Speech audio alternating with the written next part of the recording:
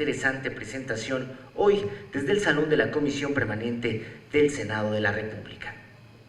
La senadora Kenia López Rabadán es licenciada en Derecho por la Facultad de Derecho de la Universidad Nacional Autónoma de México y maestra con mención honorífica en Gobierno y Políticas Nacional de Administración Pública. Cuenta con una trayectoria de más de 20 años en el Partido Acción Nacional. Es analista y colaboradora de programas de radio, televisión en administración pública, 7 pecados capitales en la Ciudad de México y la gestión de la pandemia en México. El doctor José Ramón Cosío Díaz es ministro en retiro de la Suprema Corte de Justicia de la Nación, miembro del Colegio Nacional y profesor e investigador en el Colegio de México. El licenciado Jesús Martín Mendoza es periodista y conductor mexicano de radio y televisión. Tiene una columna titulada Ojos que sí ven en la edición impresa del Heraldo de México, titulado en Ciencias de la Comunicación por la Universidad Intercontinental, y realizó estudios de economía en la Universidad Nacional Autónoma de nuestro país, porque ese es otro aderezo que tiene, ¿no? Entender las carencias, entender las impericias, entender los intereses políticos por los cuales estamos finalmente donde estamos. Entonces, yo sí quiero agradecerles mucho a todos ustedes la atención a todo ello. Me siento honrado que me hayan invitado y un verdadero privilegio para presentar a partir de este momento a estos buenos amigos que van a comentar sobre el libro que a continuación, bueno, les estamos presentando el día de hoy. Quiero darle la palabra a un querido amigo que desde hace mucho tiempo platicamos, entrevistamos, nos hemos visto, un político de tiempo completo, pero sobre todo un extraordinario ser humano. Salomón Chertorivsky, maestro, me da mucho gusto saludarte y te cedo la palabra para tus comentarios. Bienvenido, Salomón. Muchas gracias, estimado Jesús Martín. Como lo dices, somos amigos sobre todas las cosas. Y pues quiero agradecer a mi colega y amiga, a Kenia López Rabadán, la invitación para poder participar en esta presentación. Me honra estar en el Senado de la República el día de hoy. Y estar además acompañado, pues con Martín, por supuesto, con mi maestro José Ramón Cosío, también compañero, con el que siempre aprendo, siempre le diré maestro y siempre es un gusto estar con él. Y por supuesto con la doctora Laurien Jiménez Faide, que bueno, hablaré de ella a lo largo de mi presentación. Pero es un gusto, querida doctora, estar contigo, con tu familia. Es un placer poder acompañarte en la presentación de este volumen. Dice, e iré citando las páginas en desorden, porque quiero platicar cosas en desorden del libro. En la página 285, la doctora dice, soy microbióloga, cazadora de microbios y he seguido el desarrollo de muchas epidemias. Dice, jamás imaginé presenciar una de esta magnitud. Y déjame agregar, estimada Laurien, no solo la presenciaste, creaste Salvemos Conciencia, que ya hablaremos más de una organización que se dedicó hacer una tarea fundamental para ayudar a la gente que necesitaba información y que necesitaba guía cuando no la encontraba. Segundo, te convertiste en una de las voces, como decía Jesús Martín, más lúcidas, más claras, una verdadera luz en medio de la oscuridad a la que podían acudir todas y todos los comunicadores que querían poder explicarle a sus públicos de manera precisa, de manera puntual, sin estridencias, con toda la ciencia atrás, qué estaba pasando en cada uno de los momentos, en cada una de las etapas, y sobre todo, qué había que hacer. Y tú dabas luz en cada momento y lo sigues dando. Y tercero, y el motivo que nos tiene aquí, no solo presenciaste, documentaste, Estamos hoy ante tu segundo volumen en donde documentas la historia reciente de esta pandemia, de la gestión de la pandemia. Y creo que es un ejercicio que estaba obligado. En tu página 261, en el subtítulo de la normalización de la pandemia, creo que hay que repetirlo con escozor. En México hemos normalizado la muerte. El final de la vida en nuestro país se ha normalizado. Es increíble pensar que, porque aquí Jesús Martín, debo de decir, gracias a gente como la doctora Laurien Jiménez Faibe, sí tenemos datos, y ya hablaré de ello, pero sí podríamos calcular que al día de hoy en México han fallecido entre 730 y 770,000 personas. Y déjenme ponerlo en referencia. En un año común y corriente en nuestro país fallecen 720, 730,000 personas por todas las causas: enfermedades cardiovasculares, diabetes, cánceres, hechos viales, homicidios. Solo en la pandemia han fallecido el número de mexicanos que en un año común y corriente fallecen. No solo ello, México en su historia nunca había rebasado en un solo año más de 1 millón de muertes, y ya las rebasamos. Esto, creo yo, lo que nos debe de cuestionar es cómo es que lo normalizamos, por qué lo normalizamos, por qué, si en efecto todos conocemos a alguien cercano, a alguien de primera mano que murió, alguien que estuvo intubado, alguien que sufre todavía las consecuencias de un largo COVID. Para muchos parece que esto es mejor olvidarlo y no pensar en los males, tratar de darle la vuelta a la página.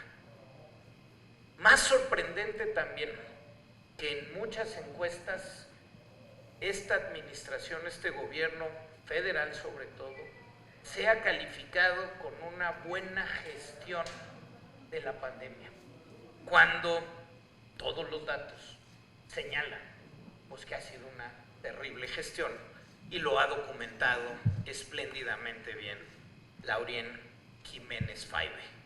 Y es fundamental este segundo volumen porque en conjunto con su primer libro hacen un verdadero ejercicio del no olvido, un ejercicio de la memoria, de la reconstrucción de los hechos, de la autopsia de la terrible gestión, un ejercicio serio de rendición de cuentas que es necesario, porque otra vez 730,000 muertes no pueden suceder sin que haya responsables institucionales y personales. Laurien Jiménez Faibe, en sus 2 volúmenes, nos ayuda a hacer ese ejercicio de rendición de cuentas. Y como ella misma dice en la página 86, al final la medida son las vidas que se pudieron haber salvado.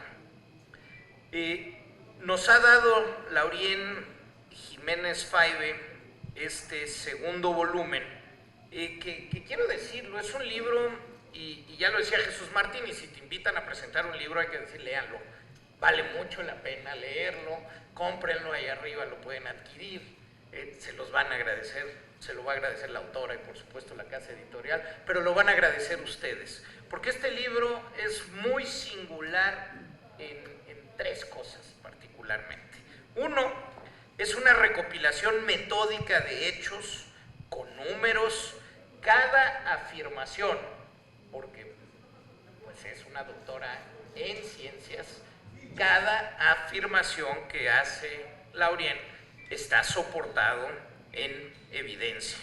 Habla y nos explica el exceso de mortalidad, la vacunación y el proceso de vacunación, nos explica el tipo de vacunas, el tipo de variantes, las olas que hemos vivido en nuestro país, el qué podemos y cómo podemos entender la mortalidad, el qué ha pasado en las unidades médicas, el espejismo de las camas vacías en la página 67, es una recopilación metódica de hechos fundamental, insisto, para la memoria y para el ejercicio de no olvidar.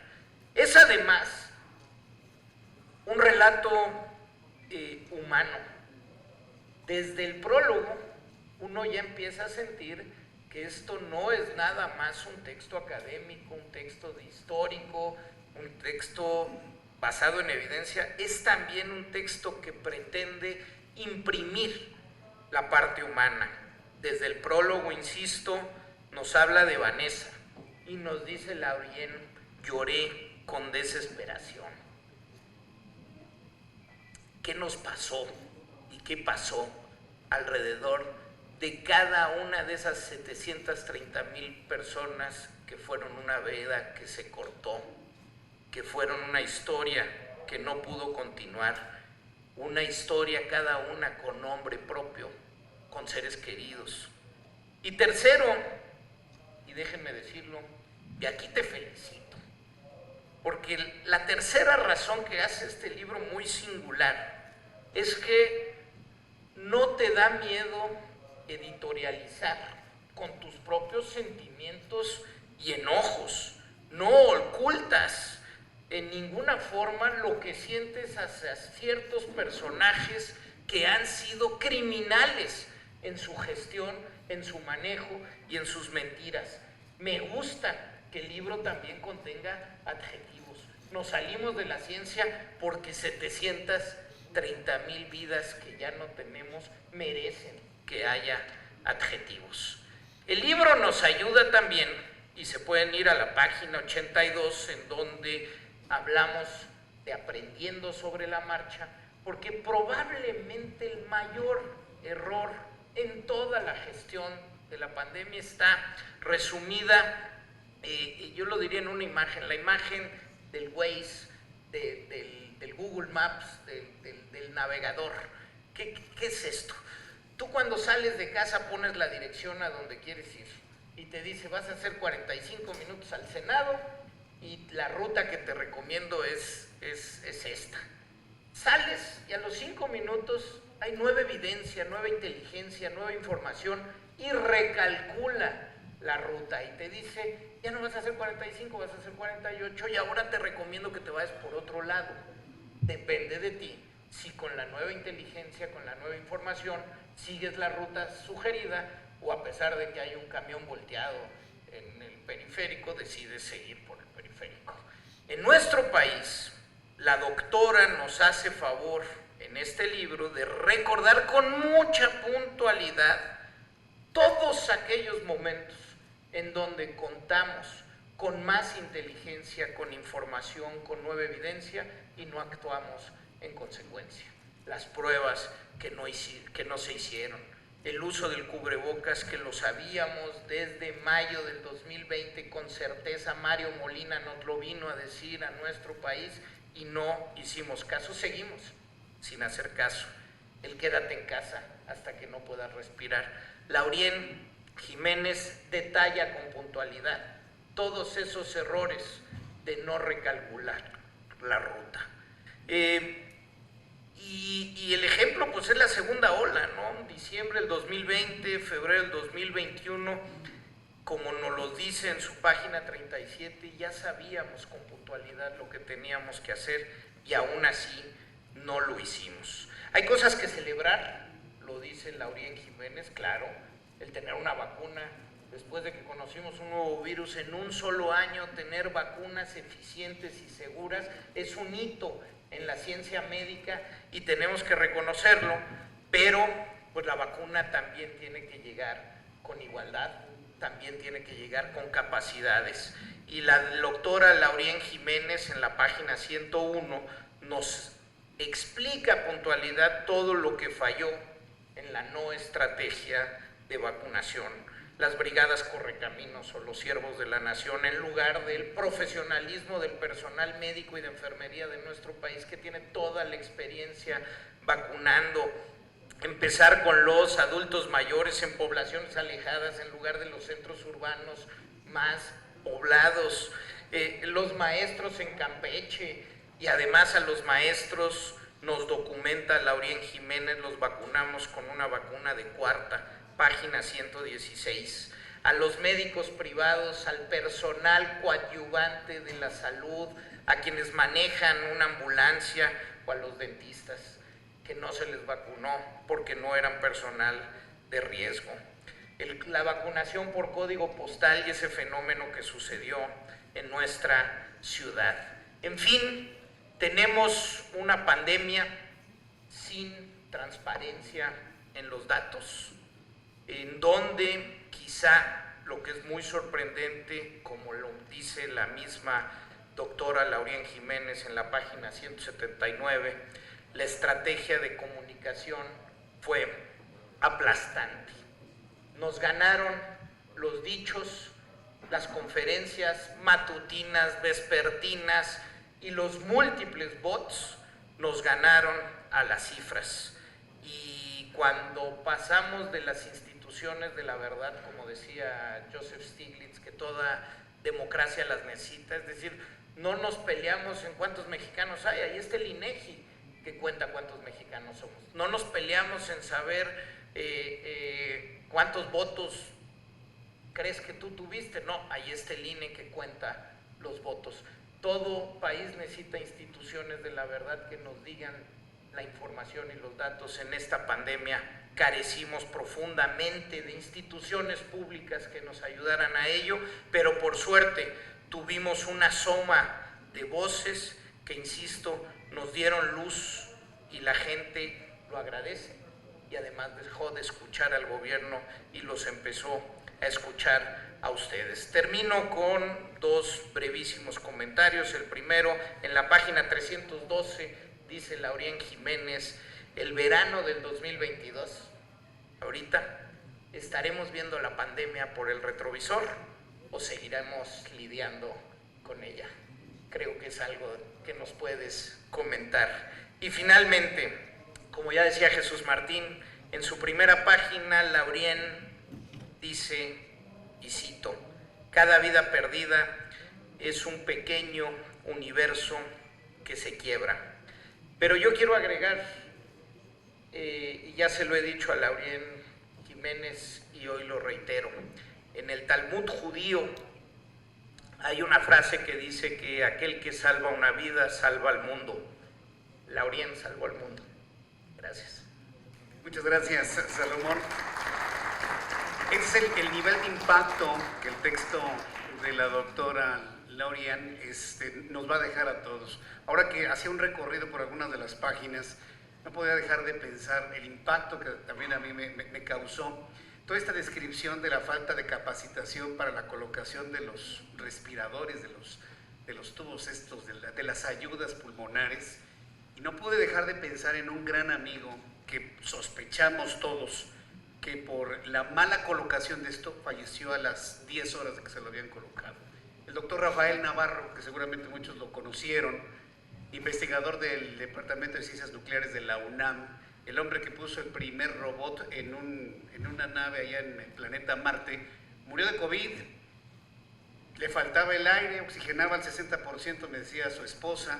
Lo llevaron a los primeros hospital donde encontraron una cama, le pusieron el respirador y a las 10 horas máximo perdió la vida. Y ella sospecha que fue por una mala praxis en la colocación del respirador. La verdad es que eso a mí en lo personal me impactó mucho porque fue una gran pérdida para la UNAM, fue una gran pérdida para la investigación científica mexicana, entre muchas otras que podemos, por supuesto, comentar. Para platicar también sobre el libro, es un enorme honor presentar aquí en el Senado de la República al doctor José Ramón Cosío Díaz, a quien le cedo la palabra por 10 minutos para que nos platique qué le pareció el libro, qué es lo que le ha impactado y sobre todo qué mensaje le deja este libro que nos pueda compartir. Doctor Cosío, qué gusto saludarlo aquí. Muchas gracias por la invitación, desde luego a la senadora, al Senado de la República, estar con usted, con la maestra Laurien y desde luego con Salomón. Felicitaciones por el libro, por este segundo libro, a la editorial también, que hicieron un esfuerzo de sacarlo pronto y sacarlo bien. El libro me parece, lo voy a caracterizar muy pronto, es un libro muy oportuno, primero, es un libro que se escribe en el presente, es un libro, como lo decía Salomón, que tiene un estilo narrativo bien interesante, que van entremezclando datos científicos, condiciones humanas, que me parece que da un enorme potencial a lo que se está señalando. Y adicionalmente, y también lo decía Salomón, es un libro que tiene una base teórica importante, una base informativa además importante, 270 notas, no hay un ocultamiento de la verdad, y sí hay algo que es muy apreciable, la posibilidad de contrastar las afirmaciones en las fuentes en las que se dan. A mí lo que me llamó primero la atención es el título, y el título tiene un cierto grado de ambigüedad. Las vidas que no contaron.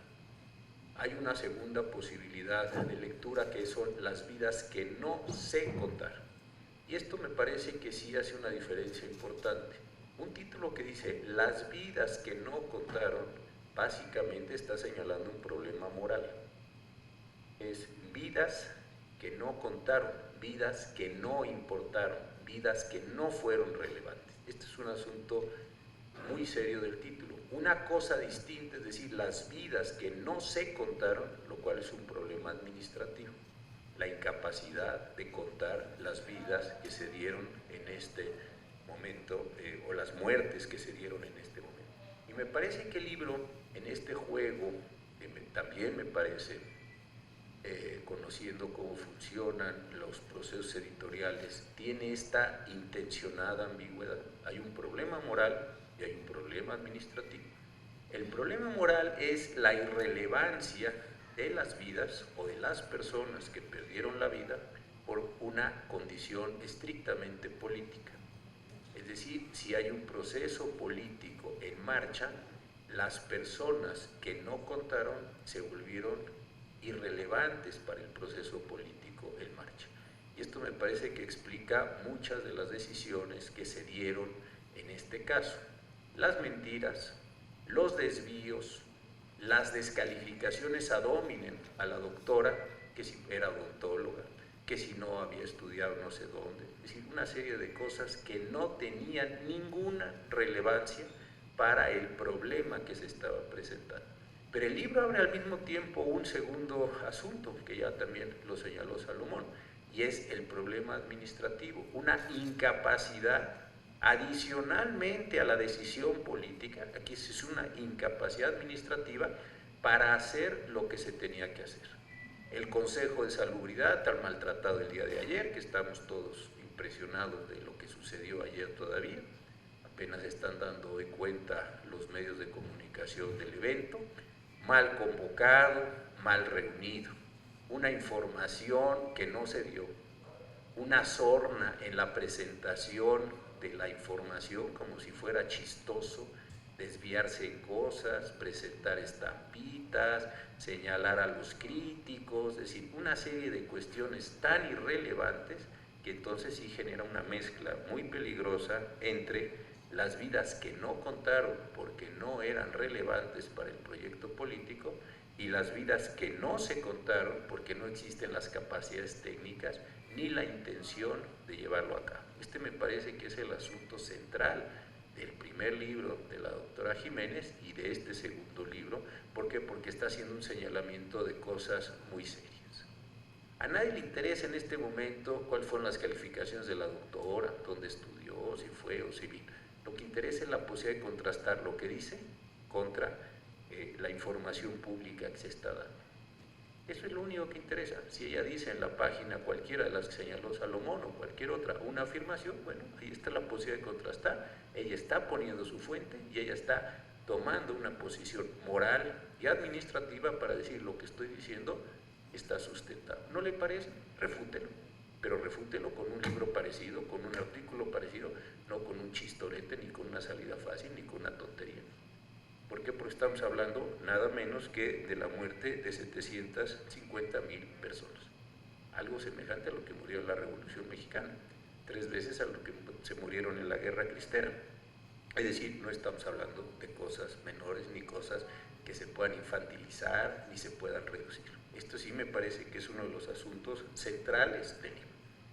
Y además de estos problemas morales que los ocultó la política y de los problemas administrativos que los ocultó, desvió la incapacidad, porque las dos cosas se reunieron, hay problemas jurídicos, que es lo que yo medio hago, que son muy importantes de considerar.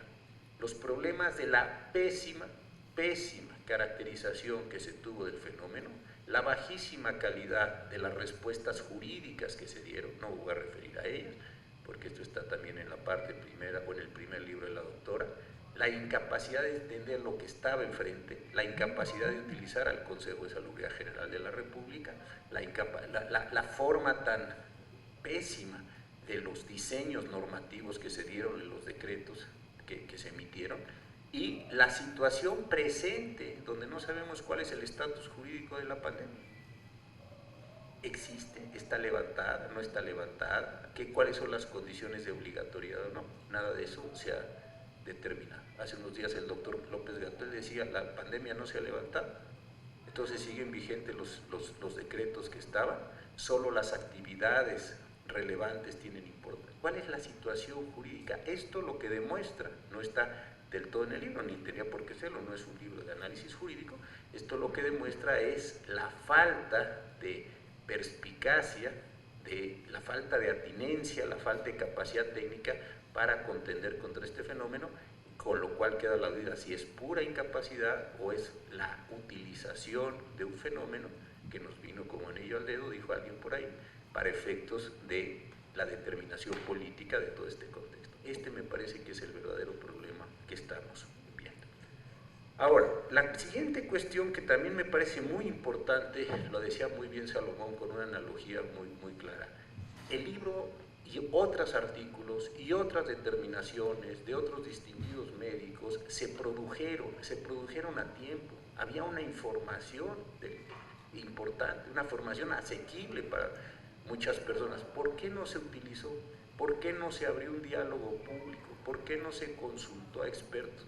¿Por qué tuvo que ser o constituirse desde la cerrazón de yo sé más que todos, yo entiendo más que todos, yo sé más?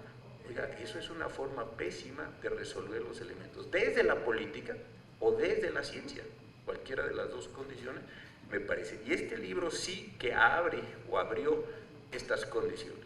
Muchos de ustedes seguramente han leído libros sobre pandemias, efectos y casos. Yo recordaba uno de John Barley sobre la influenza, la gripe española del 18, del siglo pasado, librazo espléndido, no publicado por Planeta, sino por su casa competidor, pero un libro muy interesante. Y otro, que es el diario del año de la peste de Daniel Defoe, el mismo autor de Robinson Crusoe, un libro publicado en 1722 sobre un evento acontecido en 1665, pero perfectamente bien narrado a partir de actas y registros y memorias que se dieron esos años. Esos son historias que supimos después, supimos los errores, no se podía corregir. Defoe estaba haciendo una novela pocos años después de Robinson Crusoe, pero aquí sí se tuvo la información, aquí sí se pudo corregir, se pudo convocar, se pudo hablar, se pudo decir. Este me parece que es un tema central que en los próximos años nos va a hacer esta crisis. Y termino con una cuestión. Este libro no solo va a ser un recuento de incompetencias, de necedades, de intencionalidades. Este libro me parece que va a tener una base muy seria hacia el futuro. ¿Por qué? Porque lo que se hizo en pandemia y lo que se dejó de hacer en pandemia y lo que se hizo mal en pandemia, cualquiera de las tres condiciones, está sujeto a vigilancia, está sujeto a responsabilidades. No es algo que pasó, pues ahí quedó y murieron 750,000 personas, más las que desafortunadamente puedan llegar a acumular en la siguiente ola. ¿Qué se está haciendo entonces? La forma de la responsabilidad me parece que es algo que todavía no se empieza a levantar. La impresión que yo tengo de fenómenos históricos como los que estamos viendo es que primero se trata de contender con lo que está presente. Hay que traer respiradores, como decía en este momento Jesús Martín, hay que resolver temas de vacunas, hay que vacunar a los chiquitos, hay que hacer cosas. Con el pasar de los años, esas acciones y esas omisiones tienen ya la posibilidad de ser demandadas judicialmente inclusive por errores administrativos o por una condición de responsabilidad administrativa, civil, penal o política. Yo creo que este libro en el futuro va a ser una base en la cual se podrán sustentar muchos de los procesos que necesariamente como sociedad tenemos que vivir. No se puede decir, bueno, pasaron cosas, fue una tragedia, es un fenómeno natural. Y si es un fenómeno natural, porque tenía que tener una administración humana. Y este sí me parece que es un problema central. Y el libro va a quedar no solo como testimonio de lo que se hizo bien, de lo que se hizo mal, de lo que no se hizo, sino también de esta siguiente etapa que me parece que es absolutamente necesaria en una sociedad, para que una sociedad pueda irse sanando, para que una sociedad pueda salir adelante. Así es que muchísimas felicitaciones por este magnífico libro y por todo lo que nos ha podido mostrar. Si alguien cree que el libro está equivocado, refute el libro, escriba un libro igual, escriba un artículo igual, destruya las fases, pero no critiquen a la autora por haberse atrevido a escribir un libro. Muchísimas gracias. Gracias, doctor José Ramón Cosío. Nos deja pensando un asunto que me parece que es muy interesante y que terminará en el área legislativa, no tengo la menor duda, estimada Kenia López Rabadán. Decía Salomón Chertorivsky, es un ejercicio de memoria. El doctor José Ramón Cosío va a ser un documento para establecer en el futuro las responsabilidades de quien no hizo correctamente su trabajo. Y aquí una de las preguntas, y yo como medio de comunicación, que yo espero seguir en los medios de comunicación cuando esto ocurra, vamos a estar muy pendientes de efectivamente cómo se van a empezar a fincar las responsabilidades en el futuro a través de la memoria, a través de la documentación, y yo no sé hasta qué punto verdaderamente pueda fructificar tomando en cuenta pues una posible continuidad de lo que tenemos actualmente. Yo espero que no. Con esto le cedo la palabra a la senadora Kenia López Rabadán, a quien le vuelvo a agradecer infinitamente esta gran invitación. Te escuchamos, Kenia. Muchísimas gracias. Muchas gracias, Jesús Martín. Cuando supe que estarías acompañándonos como moderador en esta mañana, me dio mucho gusto porque es muy grato tener, sin lugar a dudas, una posición objetiva aquí en el Senado, donde tanto se debate y lastimosamente en muchas ocasiones tanto se ideologiza. Yo quiero decirles que es un privilegio para todos escuchar al ministro Cosío. Y lo digo no solamente por esta mañana, sino por su comunicación asertiva, inteligente, objetiva, jurídica.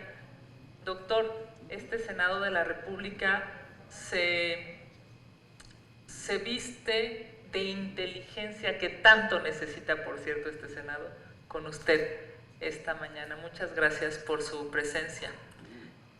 A mi amigo Salomón, a quien le debemos muy buenos debates ahora en la Cámara de Diputados, en este espacio legislativo, y quien además en términos de salud también esta nación le ha reconocido su trabajo. Muchas gracias, Salomón, por esta pluralidad de la mesa y por la posibilidad justo de que todos podamos hablar de quien hoy nos convoca, que es la doctora Lorian Jiménez Faibi. Déjenme decirles que la primera vez que yo vi a la doctora Lorian fue a través de un Zoom. La primera vez. En un debate, y me llamó la atención la lucidez de comunicar de la doctora Lorian. Y la vida nos ha llevado a acercarnos, formamos parte de un colectivo feminista, formamos parte de algunos espacios de discusión, incluso estamos en algunas ocasiones, a veces en algunos programas juntas. Y yo cuando vi que estaba ya publicado Las vidas que no contaron, le escribí en su chat personal y le dije: Lorian, este libro hay que presentarlo en el Senado de la República. Y todo llega, y ha llegado este día. Y quiero decirles que esta invitación a ustedes, muchas gracias a quienes nos acompañan, muchas gracias a quienes se han tomado el tiempo para venir, esta invitación a ustedes y en las redes sociales y a los medios de comunicación. Esta invitación es porque este tema se hace necesario. Se hace necesario reconocer qué se hizo bien, pero lastimosamente qué se hizo mal en esta pandemia, en este gobierno. Estamos aquí para hablar de un texto que aborda y presenta desde un punto de vista sí científico, pero también, como se ha dicho aquí, humano, la gran tragedia que ha representado para nuestro país la pandemia provocada por el SARS-CoV-2. Esta obra analiza de manera objetiva y crítica las decisiones y la tardía implementación de políticas públicas por parte de las autoridades mexicanas. La pandemia registró oficialmente el primer caso positivo en nuestro país en febrero de 2020. Sin embargo, este sería el primero de los más de 6 millones de casos que oficialmente se han reconocido por el gobierno. 6 millones de mexicanos han estado contagiados. Como se expone en esta invaluable obra, la pérdida de vidas humanas es un daño irreparable. Se truncan sueños, se truncan aspiraciones, dejan un vacío en sus círculos cercanos y como sociedad se trastoca en la vulnerabilidad al colectivo. Cito a la doctora, y soy la tercera que cita esta frase, pero es absolutamente ejemplificadora del libro. Dice la doctora: cada vida perdida es un pequeño universo que se quiebra. La pandemia evidenció las diferencias del sistema de salud en nuestro país. No obstante, y a pesar de la experiencia forzada que nos dejó la primera ola de contagios en nuestro país, no se replanteó la estrategia, como el GPS, efectivamente. Quienes tenían la posibilidad de hacer una nueva estrategia, simple y sencillamente se limitaron a repetir los errores cometidos. Desde el gobierno, la pandemia se manejó de manera ideológica. Pensaron en la rentabilidad política de las vacunas y no en la vida de los mexicanos. Hicieron oídos sordos a los especialistas, justo como la doctora, que argumentaba y el gobierno no escuchaba.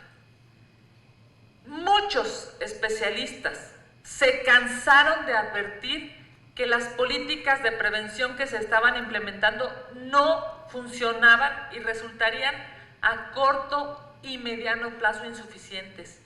Mientras en otras naciones se implementaban medidas serias y tajantes de contención, en México se decidió minimizar los efectos de esta enfermedad. Incluso antes de que llegara a nuestro país, desaprovecharon ese tiempo para poder construir una buena política pública. Basta recordar simplemente la tardía convocatoria al Consejo de Salubridad General, como bien lo ha mencionado el doctor Cosío. Dos de los principales responsables del manejo de la salud de nuestro país, el secretario Alcocer y el subsecretario López-Gatell, nunca reconocieron sus errores. Se dejaron llevar por la política y la ideología por encima de la evidencia médica. Fue vergonzoso escucharlos repetir una y otra vez, y abro comillas, ya se había domado la pandemia. Abro comillas, ya se estaba aplanando la curva. Abro comillas, no existía evidencia para recomendar el uso de cubrebocas. La peor, abro comillas, que la fuerza del presidente era moral y no de contagio. Como autoridades en el país, lo que se declara desde la responsabilidad del servicio público impacta en los mexicanos y repercute lamentablemente en lo que la gente piense, porque confía en sus autoridades. Cuando desde la tribuna del Palacio se dijo que había que abrazarnos, que el cubrebocas no servía o que no robar y no mentir evitaban el contagio de la enfermedad, se realizaron con estas afirmaciones actos criminales contra los mexicanos. En contraparte, la OMS llamaba a realizar pruebas para la detección temprana y oportuna del virus, así como a promover el distanciamiento social y el uso del cubrebocas. Es evidente que el gobierno mexicano fracasó en el combate a la pandemia. Callaron ante las prioridades políticas del presidente y esto permeó lastimosamente en todo el gobierno. La falta de políticas públicas para atender la emergencia sanitaria trajo dolor a las familias mexicanas. Han dado aquí la cifra, más de 700,000 muertes. Sirva este foro, doctora, sirva tu libro, sirva este esfuerzo para reconocer la vida de esas más de 700,000 personas que se han ido. En nuestra comisión, en la Comisión de Derechos Humanos, Emanuel, un joven abogado, perdió la vida aquí en el Senado por COVID. En mi familia, mi sobrino de 33 años falleció por COVID. Mi hermano estuvo 14 días entubado. Cuando yo vi ese libro, doctora, sabía que se hace necesario para todas las familias de todo México decirles que esta es una gran oportunidad de sí contar en número a sus familiares, de sí contar ética y moralmente a sus familiares, y por eso estamos hoy aquí haciendo este ejercicio. Quiero concluir diciéndole a todo el servicio de salud muchas gracias, porque hoy la doctora aquí en el Senado de la República, en la Cámara Alta de este país, representa a todas esas mujeres, a esos hombres, a esos doctores, a esos enfermeros, a esos camilleros que arriesgaron su vida para salvar a otro mexicano. Doctora, esta es tu casa. Este espacio siempre estará abierto para decir la verdad. Siempre estará abierto para recibir a los mexicanos que creemos que hay mejores formas de hacer gobierno. Muchísimas gracias.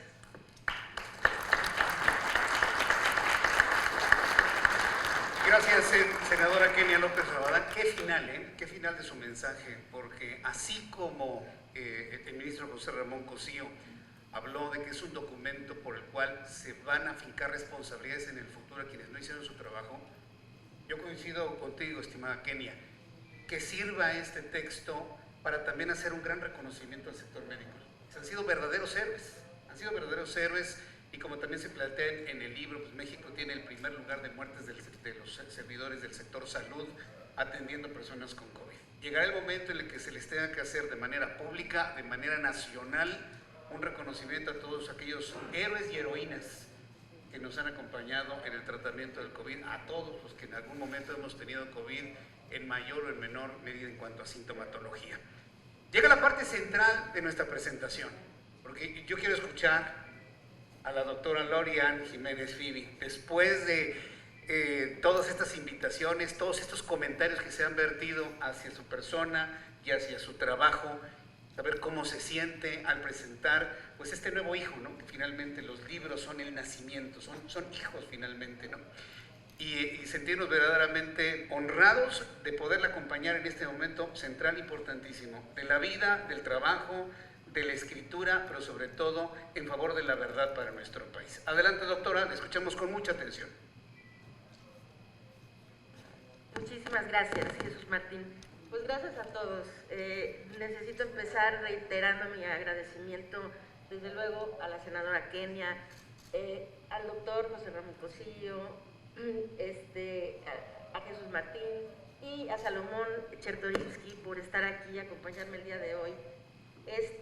Creo que ahorita estoy un poco falta de palabras para decir lo mucho que significa este momento para mí. Es un honor que no puedo exactamente expresar la profundidad del honor que siento en este momento de estar en este recinto acompañada por las personas que están aquí conmigo. Una serie de cosas como, debo confesar que en los últimos 2 años y medio he estado haciendo mucho trabajo en redes sociales, en donde es bien difícil para mí que alguien diga una palabra buena sobre mí, ¿no?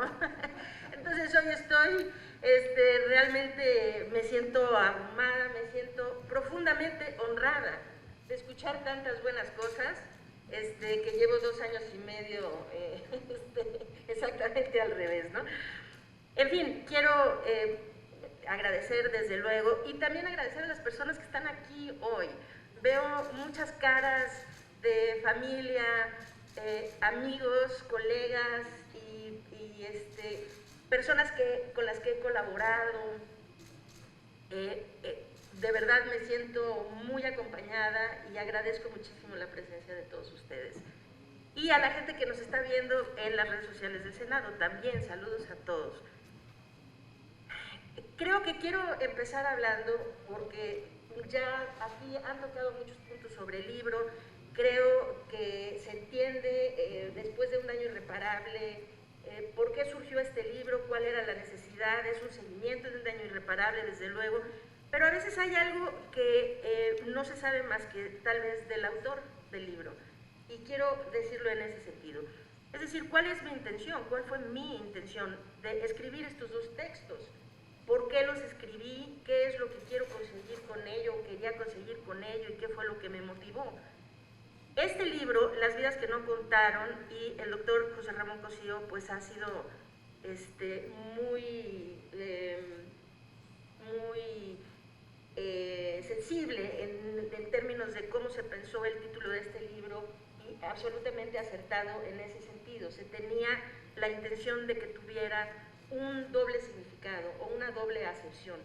Desde luego, las vidas que no contaron numéricamente, pero al no contarlas numéricamente, esto significa que las autoridades están dando a entender que no han contado desde la acepción de que fueron vidas que no importaron. De ahí que el libro tiene la principal y primera intención de hacer honor a todas las personas que han perdido vidas, que han perdido familiares, innecesariamente durante esta pandemia, y decir que esas vidas sí contaron y cuentan para muchos de nosotros, y nosotros como mexicanos, creo, hemos demostrado que somos resilientes en lo individual, somos resilientes dentro de nuestras familias y como sociedad. Pero para sanar necesitamos hacer honor a esas familias que han sufrido y que ahora están siendo revictimizadas porque se pretende que la pandemia simplemente se le dé la vuelta al capítulo y hagamos de cuenta que aquí no pasó nada.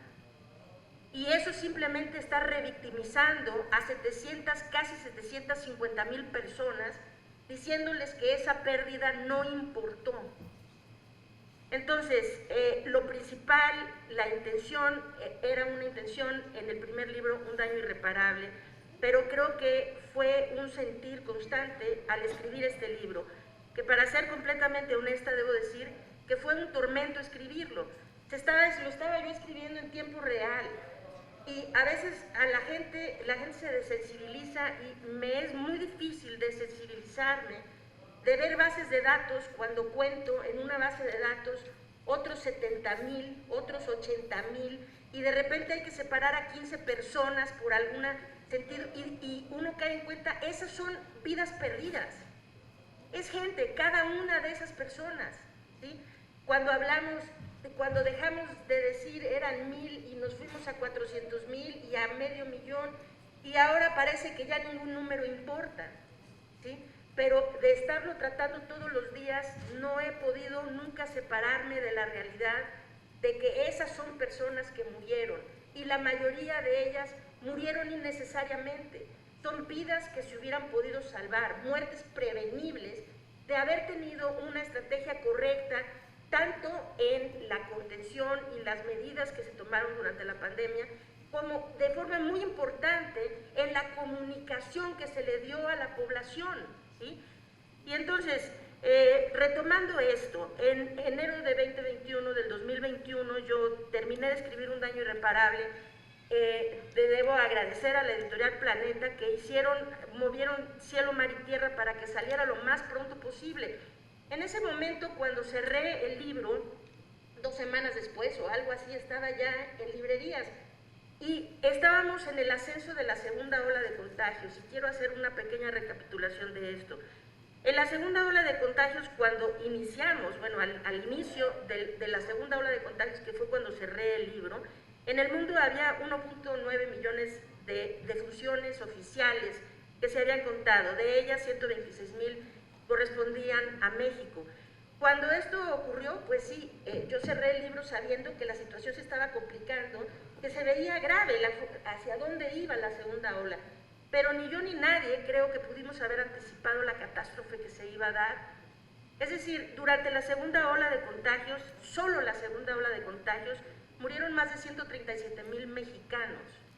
Más de 137,000 mexicanos significa, es decir, hoy, de las 228 países y territorios en el mundo que reportan cifras de COVID, solamente 13 suman esa cantidad durante toda la pandemia.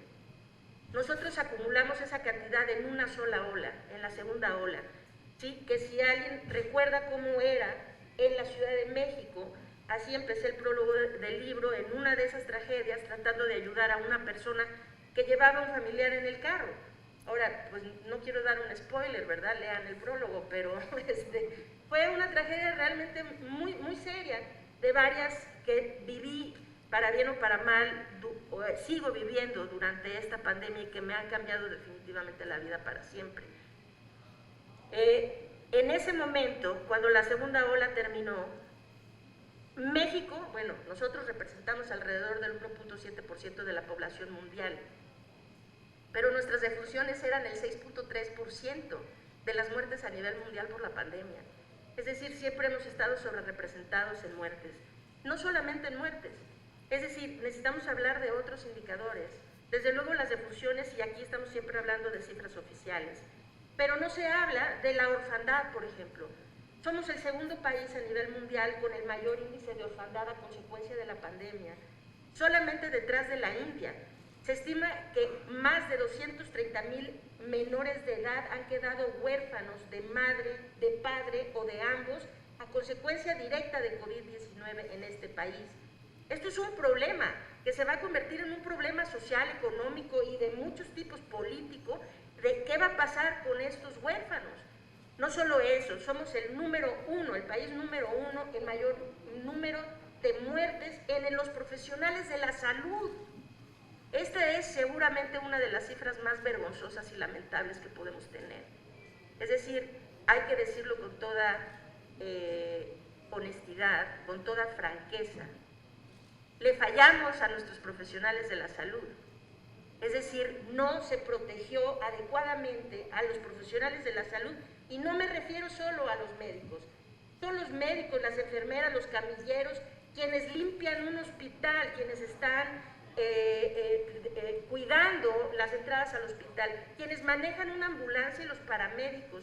Muchos fueron excluidos de la vacunación prioritaria con la justificación pobre de que no eran primera línea, cuando en realidad quienes han sido siempre la primera línea contra COVID, la primera línea contra COVID han sido los médicos generales, los médicos de farmacia, en donde llegan no los que están en las terapias intensivas, que claro, los de las terapias intensivas se tenían que proteger, se deben proteger, pero decir que los médicos de farmacia, que son quienes reciben a los pacientes de COVID, primero que cualquier otro médico, no son parte de la primera línea, esto ha sido verdaderamente criminal, ¿sí?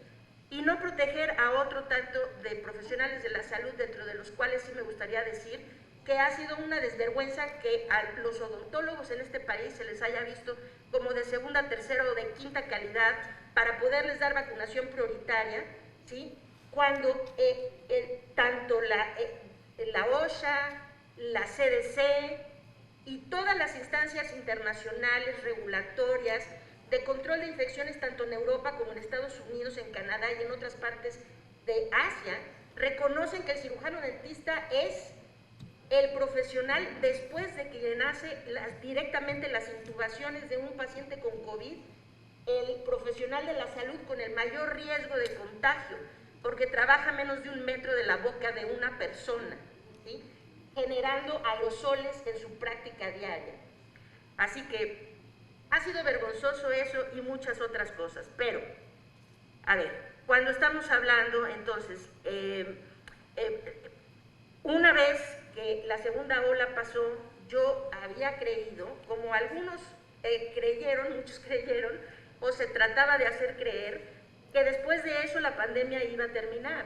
Vino la tercera ola y cuando vino esa ola se dijo, es la última. Y vino la cuarta y se dijo, es la última. Y hoy, señoras y señores, estamos en la quinta ola.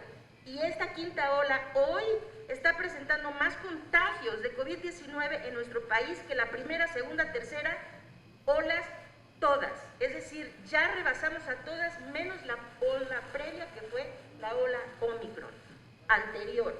Y entonces necesitamos preguntarnos qué es lo que está pasando. ¿Por qué dejamos que esto continúe ocurriendo y no se toman las acciones necesarias para detener este desastre? Aquí lo que está ocurriendo es sencillo. Hemos fallado. En Occidente fallamos como humanidad.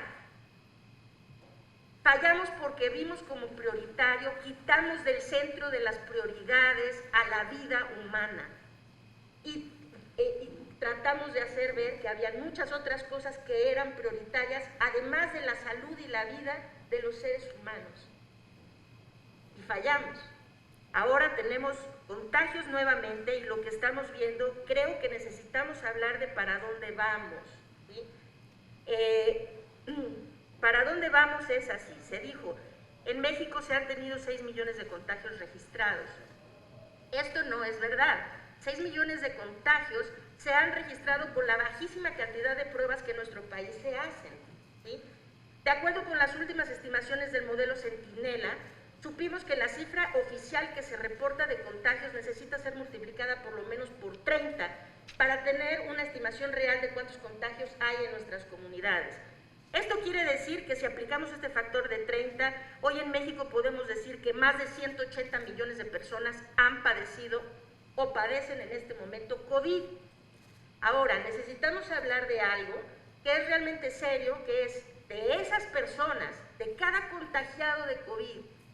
La estimación más precisa que tenemos hoy es que el 25% van a experimentar en algún momento de su vida secuelas. Secuelas que pueden ir desde molestas hasta debilitantes e incluso incapacitantes. Este es un tema del que nuestro país simple y sencillamente no se está hablando.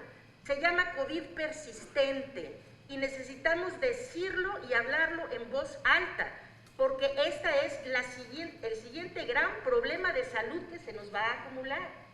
¿Qué vamos a hacer con las personas que padecen COVID persistente? Si es una condición que ni siquiera ha recibido un nombre o ha sido mencionada jamás por nuestras autoridades sanitarias, ¿sí? Entonces, lo que ahorita está pasando es esto. Cuando dije fallamos como humanidad, fallamos por lo siguiente: nuestro cometido era detener la transmisión del virus. Ese ha sido el cometido al inicio de la pandemia, es el cometido que tuvimos que haber tenido para evitar la catástrofe que fue la segunda ola, que debimos haber tenido después en la tercera y después de la cuarta, y que debemos de seguir teniendo hoy. ¿Tenemos vacunas? Sí. Y como ya lo dijo muy bien Salomón, la vacunación ha sido un hito en la ciencia, en la medicina, un hito para la humanidad, que vamos a recordar de esa manera, como seguramente una de las más grandes, si no la más grande aportación científica de todos los tiempos. Pero estamos poniendo en riesgo ese privilegio porque no detenemos la transmisión del virus. El virus sigue evolucionando. Hoy en nuestro país, la subvariante que nos está afectando inicialmente era una subvariante de Omicron que se conoce como BA2.12.1. Esta subvariante ya vimos en otras partes, en Estados Unidos, en Canadá y en Sudamérica, que es capaz de subir de forma muy importante los contagios, para no necesariamente repercutir en las hospitalizaciones y muertes. Pero en la cola de este pico de BA2.12.1 viene una subvariante realmente muy problemática que se llama BA5. Y BA5 hoy sabemos que es, hasta donde sabemos, y esto va a sonar alarmista y catastrofista y qué sé yo, pero hoy esta es la realidad, es el microorganismo más contagioso del que tenemos conocimiento, punto. Es más contagioso que cualquier microorganismo que haya afectado al ser humano anteriormente. 1. 2. Ahora, pues se ha hecho muy apto para evadir la inmunidad, particularmente la inmunidad adquirida tras la infección. Esto quiere decir que lo que estamos viendo en términos de infecciones es esto: reinfecciones. Hoy se cree que después de 30 días de haber tenido la infección por cualquiera de las variantes previas, incluido Omicron, BA1, BA2, BA2.12.1 y las demás, con BA5 se pueden infectar. Entonces, cuidado. Y con cada reinfección, las personas están en mayor riesgo de terminar con problemas de secuelas a largo plazo o de perder la vida. Entonces, este no es un problema que se pueda resolver con simplemente meter la cabeza a un hoyo en la tierra y decir vamos a ignorar que esto está pasando, ¿sí? Necesitamos con mucha claridad hacer ver a la población que necesitamos hacer lo necesario para detener la transmisión del virus y con ello impedir que el virus se siga desarrollando, evolucionando y que podamos salvar vidas en las siguientes olas. No hay forma ahorita de poder decir que esta ola va a ser la última. Lo que tenemos ya es un patrón. En México tenemos una ola en el verano y una ola en el invierno. Nada más hay que ver a qué fecha estamos hoy y esta es nuestra ola de verano. Si se nos juntan los cambios en las variantes, podríamos tener una ola larga hasta el invierno. Ojalá y esto no suceda, desde luego. Pero necesitamos tomar siempre el camino de la máxima precaución. Y sabiendo los riesgos que corremos, necesitamos evitarlos, sabiendo la importancia que tiene detener la transmisión del virus. Aquí el uso del cubrebocas, la ventilación de espacios, necesitamos hablar de esto. Aquí en el Senado me dio mucho gusto que cuando entré me di cuenta que aquí hay una serie de filtros CEPA, ¿no? Estas son medidas y se siente que hay ventilación, no sé. Por aquí hay algunas personas que están registrando los niveles de CO2, ya los pondremos al ratito en evidencia, pero bueno. En fin, quiero decir lo siguiente. Bueno, quiero agradecer, desde luego, cerrar agradeciendo a quienes han dedicado su tiempo, su esfuerzo, de forma desinteresada para ayudar a la población a entender este virus, a la enfermedad y al avance de la pandemia. En especial quiero agradecer a todas las personas que han formado parte de Salvemos Conciencia, la asociación civil que fundamos con el simple interés de poder apoyar y ayudar a la población. Aquí hay algunas personas de Salvemos Conciencia, pero sí quiero hacer una mención por nombre al doctor Francisco Espinosa Rosales, a Enrique Martín del Campo, a Elia Zamora, a Alejandro Cano, a Javier Tello, a Arturo Erdeli, a Francisco Moreno, a Alejandro Macías, Julio Soto, que aquí nos acompaña, a Cindy Terraz, que también nos acompaña, Michael Hirst, José Ignacio López Virlain, Ana María Tamayo, Roberto Sussman y quien más me haya faltado. Creo que ha sido una labor que hemos hecho muchos durante muchos años, que se ha tornado en una labor realmente muy desgastante, no físicamente desde luego, pero muy desgastante mentalmente, ¿sí? Por muchos sentidos no hubiera tenido que ser una batalla tan cuesta arriba. Poderle decir a los mexicanos que la situación era grave y que nos teníamos que cuidar. No tenía que haber sido tan cuesta arriba, pero pues así nos tocó. Entonces creo que necesitamos seguir viendo, por el bien, la pandemia no ha terminado. Esto no significa que necesitemos más encierros. Necesitamos ser prudentes con el uso del cubrebocas, con la ventilación de espacios y saber esto antes de que la situación se siga complicando más. En fin, un grandísimo agradecimiento a todos y con esto terminamos y podemos pasar a preguntas. Muchas gracias, doctora. Y bueno, consciente de lo que nos ha dicho la doctora, como decimos en mi programa de radio y televisión, seguimos en pandemia, no se confíen, utilizamos el cubrebocas porque sí sirve. Son 3 mensajes que hemos estado insistiendo por mucho. Lamentablemente por el tiempo en el salón ya no nos da tiempo de preguntas y respuestas. Vamos a pasar a la fotografía y a la firma de libros, que bueno, me uno al llamado del ministro Ramón Cosío. Compren el libro, búsquenlo también, el llamado de Kenia, y agradecerle mucho.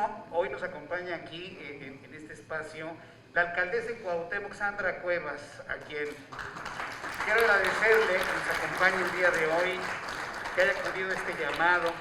Una mujer verdaderamente entregada a todo lo que está necesitando la alcaldía Cuauhtémoc, y reconocemos aquí su presencia. Y la autoridad, por supuesto, la autoridad, claro que sí. Entonces les agradezco mucho. Gracias, Kenia, gracias, senadora, gracias, doctor. Doctora, muchas gracias, ha sido un verdadero honor estar aquí. Salomón Chertorivsky, un fuerte abrazo, querido amigo. Y gracias a todos ustedes. Pasamos a la firma de libros y a las fotografías. Gracias y que tengan muy buenas tardes.